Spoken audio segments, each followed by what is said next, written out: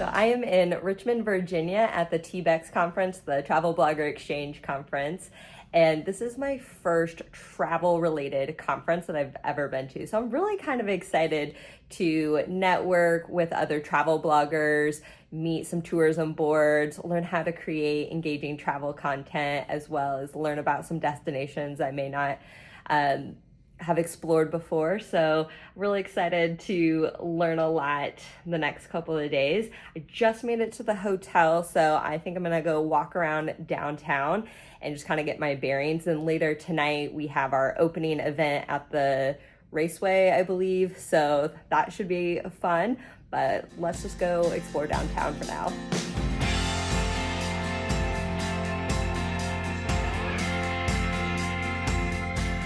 Richmond is one of America's oldest major cities, founded in 1737. It played a pivotal role in both the American Revolution and the Civil War. In fact, during the Civil War, Richmond served as the capital of the Confederacy for 4 years, making it one of the most historically significant cities in the country. I loved walking through the neighborhoods. Some of these homes date back to the early 1800s, with architecture ranging from federal-style townhouses to Victorian mansions. A lot of them survived the fire that swept through Richmond at the end of the Civil War, which makes them even more remarkable to stand in front of today. There's just so many historic homes in this downtown. It's just amazing. Obviously, the South has a lot of historic homes, but it's my dream. I love touring historic homes to see like the different interiors and the design styles. Also learning the history and how the families that lived there, how they lived. Obviously, it's not always good stories. There's a lot of bad stories as well, but still very fascinating.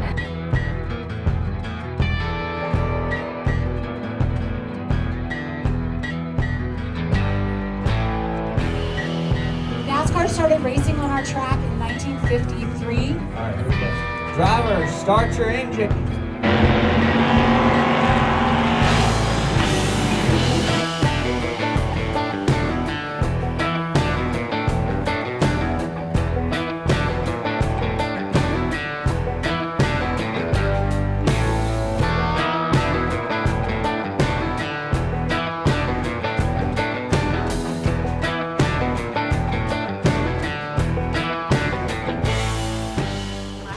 We went to the Richmond Raceway for our opening ceremony / opening party, and it was so cool. Never been to a conference that had an opening party, but I've also never been on a raceway or a racetrack before. We were like down on the track. They had lots of things going on. We even had our picture taken with a professional driver. They had a couple cars drive around the racetrack. Probably not at the full speed that they drive during an actual race, but it was still cool nonetheless. So met a lot of creators last night. Now today starts kind of what I would say the official first day of the conference with all the sessions. So I'm gonna attend some sessions, learn how to make some engaging travel content, and also connect with some different tourism boards. There's a lot of tourism boards here of destinations that I've never heard of, never been to. So I'm really curious to see kind of what they have to offer as potential destinations for me to visit and bring you some really cool content. So we'll see how that goes. At some point this conference, I do have admissions ticket to go to the Edgar Allan Poe Museum, which I absolutely love Edgar Allan Poe. So I'm gonna have to try to sneak away from the conference to go to that. I'm gonna get my day started and go to my first session, but we'll just see kind of how this day plays out.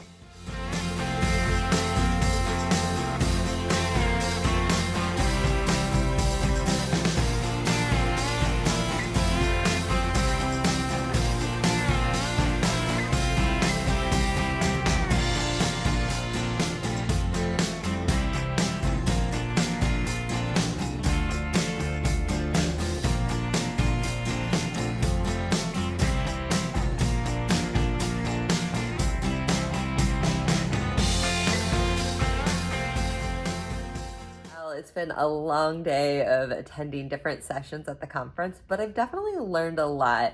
how to improve my content creation.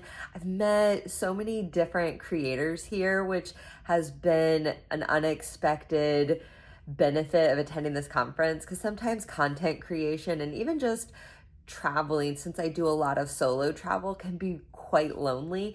So it's been so neat to meet other creators, talk about travel, talk about content creation, and just start to expand my network of people in the industry. And I've just really enjoyed getting to know so many different people.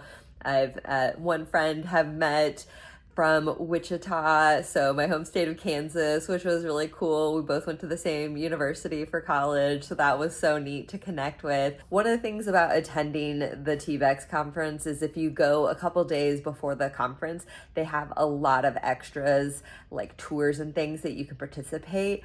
I did not come early because I just didn't think the expense of an additional night in a hotel was worth it.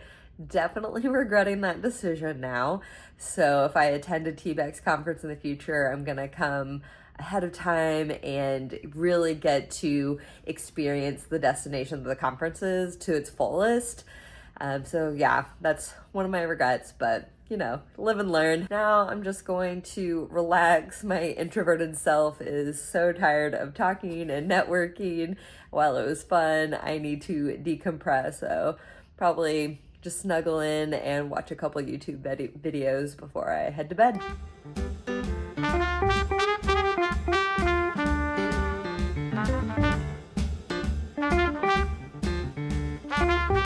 I've gone to a couple of sessions this morning at the conference. I've come back to my hotel over the lunch hour because I want to sneak away and finally go to the Edgar Allan Poe Museum. So excited about that. But before I head out, I wanted to talk real quick about a travel experience that I experienced on this trip. I've experienced it on other trips, and it's so annoying. If you're a guide, you will not find this applicable to you, but I have started to notice that when I travel, the shade and the color of my liquid foundation changes from the correct color, or what I think is the correct color on my face, to an orange, to like the base color of orange. And so yesterday completely had a whole orange face with this foundation, which was so annoying. So I don't know if it oxidizes on the plane when we're flying, or like if the altitude changes the chemical compound. I don't know the whole chemical side of how that is, but I've noticed it on a couple different trips that sometimes it will go to the orange shade and not be my shade of foundation, which is so annoying. Luckily, I do have a backup. I have a mineral powder foundation, so I've pivoted to that today, and that is a good backup. But now I'm on the hunt for a foundation that does not oxidize or change shades on me when I'm flying, because as someone who travels a lot and flies a lot for my travels, I want a foundation that's not going to change shades on me when I land at my destination, because that's so annoying. So, all right, rant over. I'm going to go head to the Edgar Allan Poe Museum, probably walk around Richmond a little bit more to do some more exploration, then go to the afternoon sessions, and then this evening is our closing ceremony of the conference. So I'm excited to see how they're going to close out this conference with a huge party at the end. But now I'm going to go do some exploring right quick. Okay, this stop was a personal favorite. The Edgar Allan Poe Museum sits in the old stone house, which happens to be the oldest surviving building in Richmond. Poe never actually lived here, but he spent a huge chunk of his life in this city, and it's where he got his start writing for the Southern Literary Messenger. The museum is packed with rare manuscripts, personal belongings, and artifacts that give you a glimpse into the life of the man behind classics like The Raven and The Telltale Heart. And yes, the museum even has resident cats. During your visit, you will most likely meet Edgar and Tibbs as they roam the property. The museum itself is the perfect atmosphere with the historic brick buildings, quiet courtyard, and slightly eerie vibe. It feels like you're walking through one of Poe's stories. So I just finished up the tour of the Edgar Allan Poe Museum, and it was such a good tour. They have self-guided or with a tour guide, so I did with a tour guide, and she was such a great storyteller, from his upbringing to all the way to his mysterious death in Baltimore. I guess I didn't realize how much of his life revolved around Richmond. I just had in my mind he died in Baltimore, and so that's just kind of the location, but it makes sense. Most of his life and growing up was in Richmond, so of course the museum's going to be here in Richmond. But it was just so cool with all the artifacts and everything that they have collected over the years. So if you are in Richmond, definitely check out this museum. I think it's a must.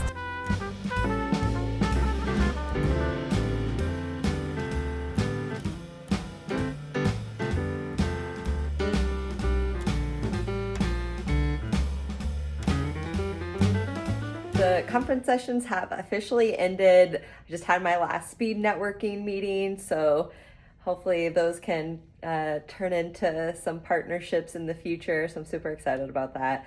But just come back to the hotel room, got ready. We have our closing party tonight at the Hippodrome.